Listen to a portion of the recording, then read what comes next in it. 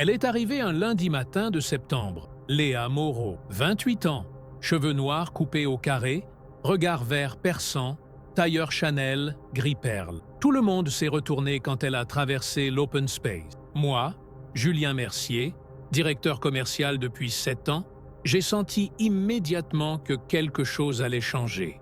Pas juste parce qu'elle était belle, non, c'était son assurance, sa manière de marcher, comme si elle possédait déjà les lieux.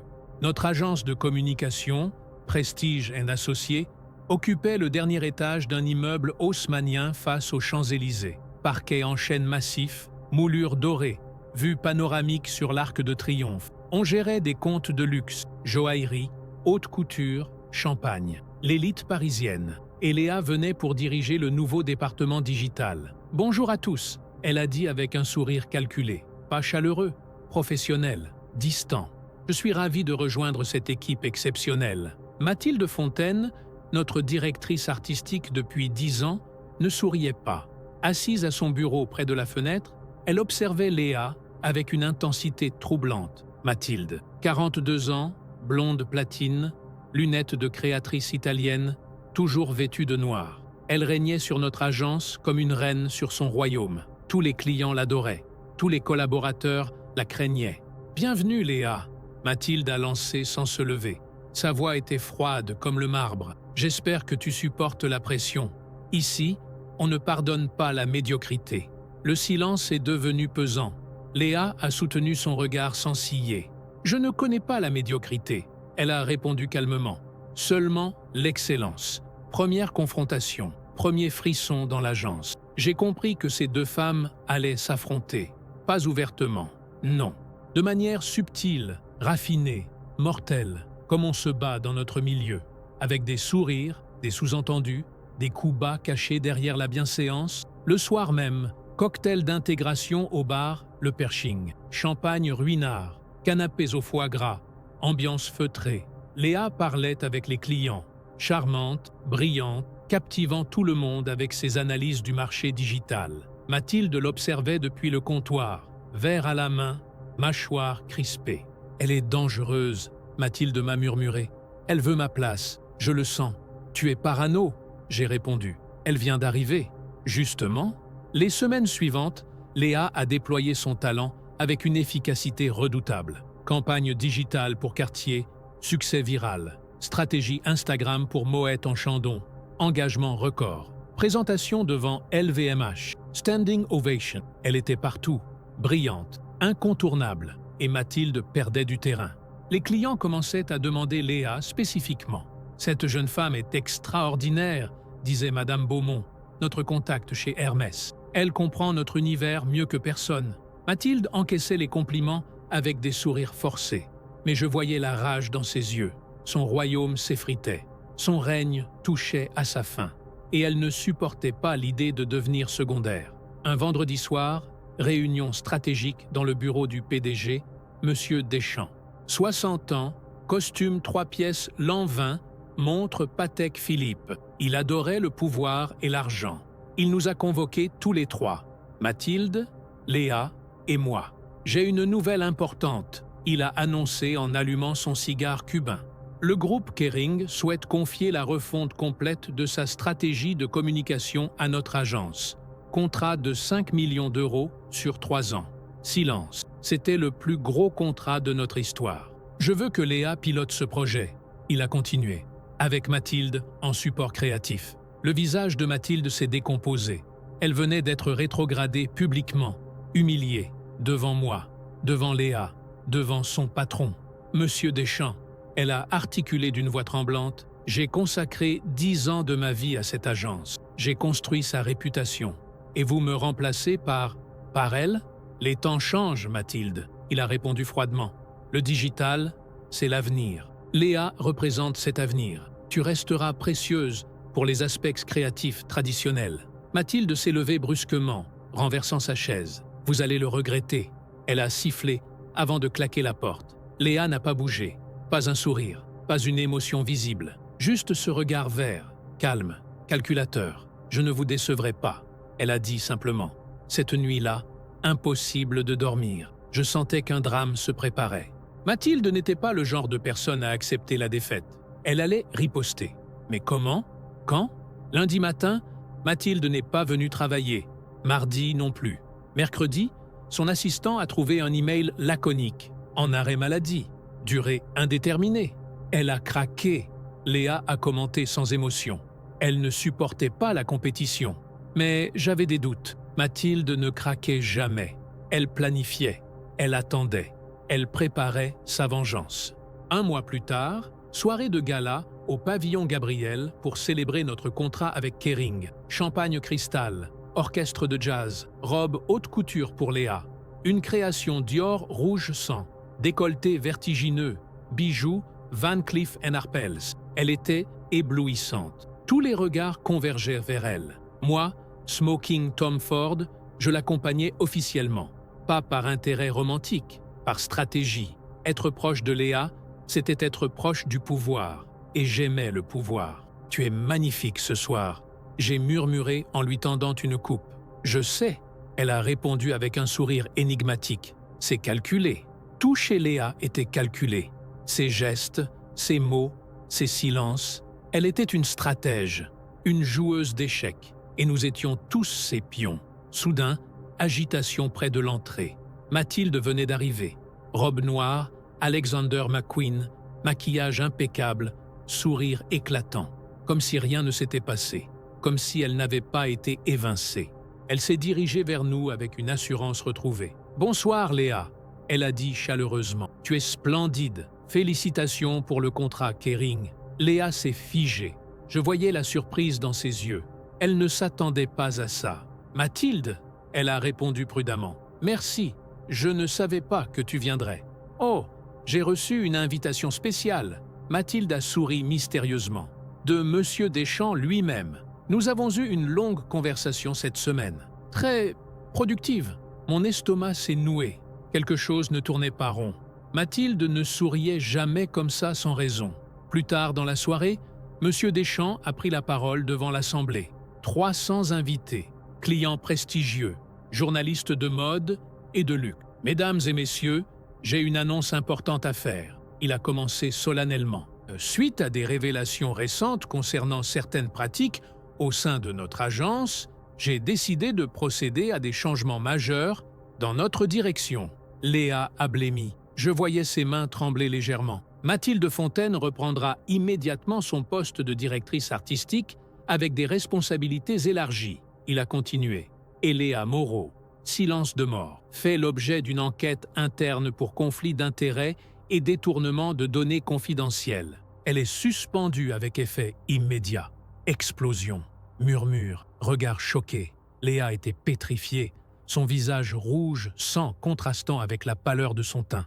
Mathilde souriait, un sourire de victoire absolue.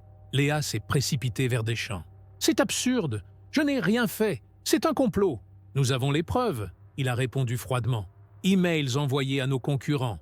Fichiers clients transférés sur des comptes personnels. Négociations secrètes avec l'agence Vertigo pour leur vendre notre stratégie Kering. Mensonge. » Léa criait maintenant, perdant totalement son calme légendaire. « Elle m'a piégé.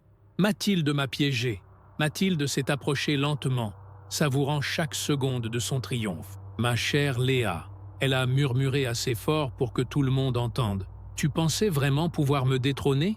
Moi ? Dans mon propre royaume?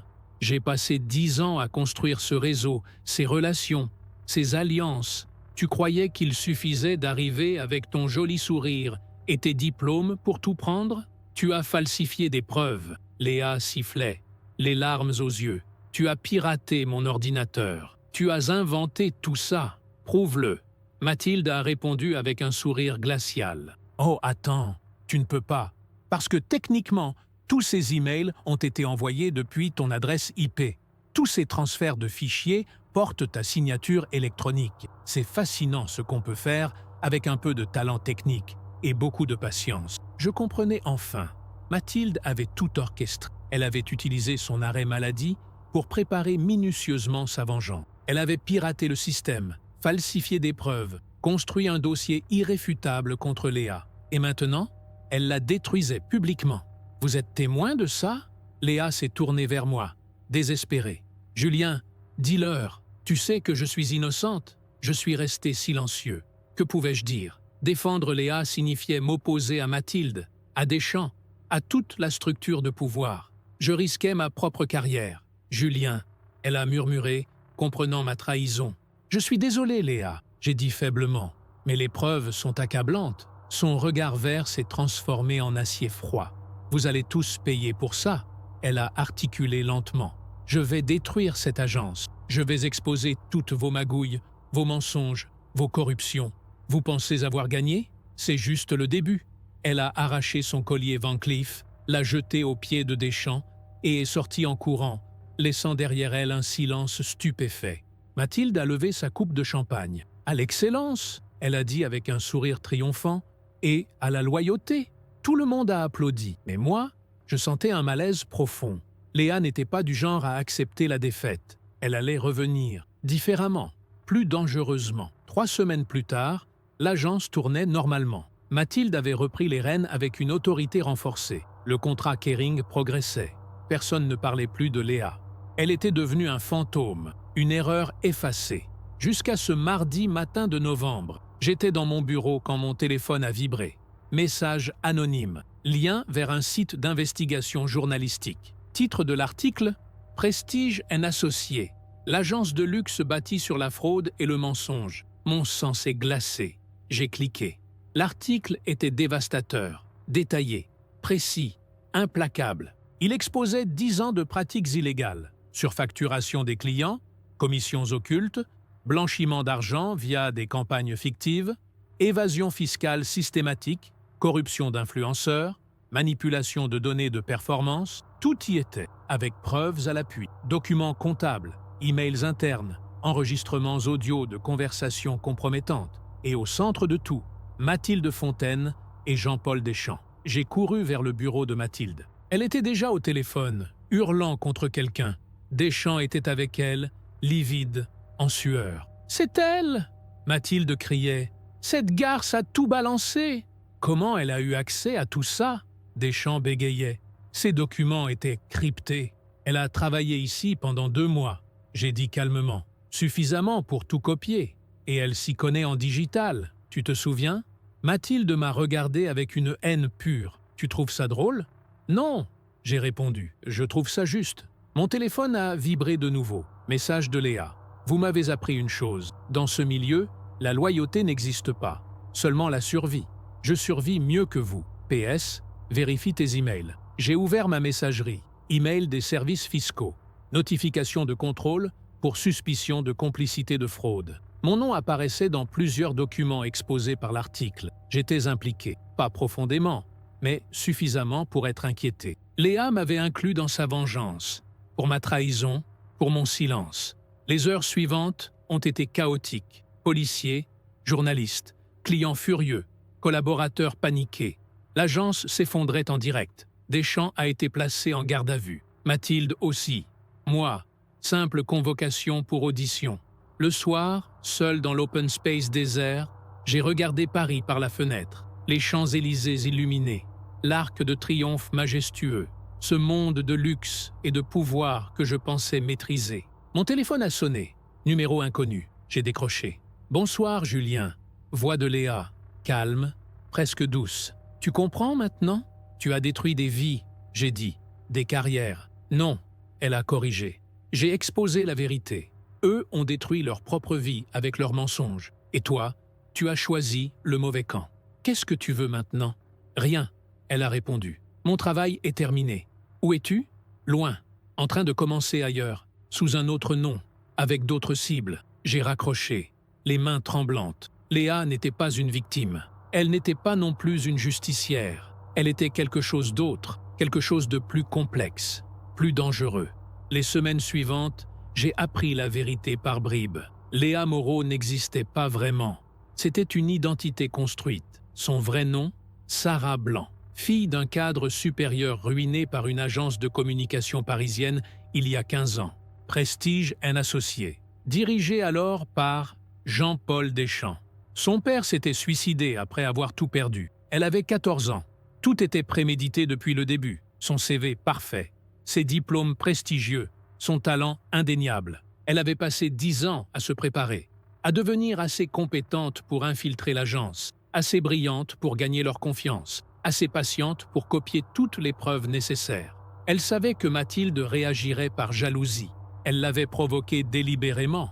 Elle voulait être évincée publiquement, pour avoir la justification morale de tout révéler, pour que sa vengeance ressemble à de la justice. Génie ou folie, les deux, probablement. L'agence a fermé en janvier. Deschamps a été condamné à 5 ans de prison ferme. Mathilde à 3 ans avec sursis et interdiction d'exercer. Moi, simple amende et blâme professionnel, suffisant pour détruire ma réputation. J'ai quitté Paris. Lyon maintenant. Petite agence locale. Client modeste. Vie simple. Parfois, tard la nuit, je repense à Léa, à son regard vert, à son sourire calculé, à cette phrase qu'elle m'avait dite le soir du gala « Tout chez moi est calculé ».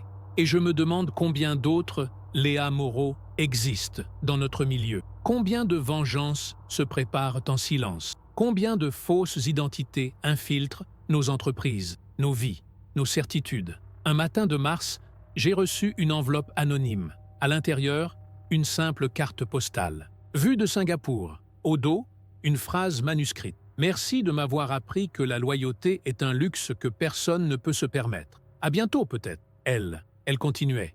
Ailleurs. Différemment. Mais elle continuait. J'ai brûlé la carte. Mais l'inquiétude reste. Parce que maintenant je sais, dans notre monde de luxe et d'apparence, les prédateurs ne sont pas toujours ceux qu'on croit. Parfois, ils arrivent un lundi matin de septembre, avec un tailleur Chanel et un sourire professionnel. Et quand ils repartent, ils ne laissent que des ruines. La vraie question n'est pas de savoir si Léa avait raison de se venger. La vraie question est, qu'aurions-nous fait à sa place? Pardonner ceux qui ont détruit notre famille? Ou devenir ce qu'il faut devenir pour que justice soit faite? Dans ce milieu impitoyable, la morale est un luxe. Et le luxe, on sait tous qu'il se paie toujours très cher.